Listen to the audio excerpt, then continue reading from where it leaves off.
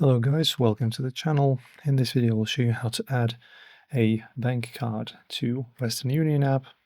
So you just open up a menu right over here, and in here guys, just like you would, you just need to start your money transfer. For example, you can try and send money, which is the tab on the very top, or you can just receive.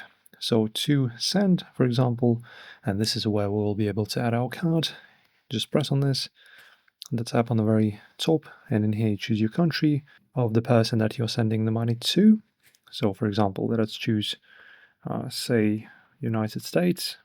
Okay, and now you type in, for example, 500 USD. And now guys, as you can see, we have our various ways to for them to get our money.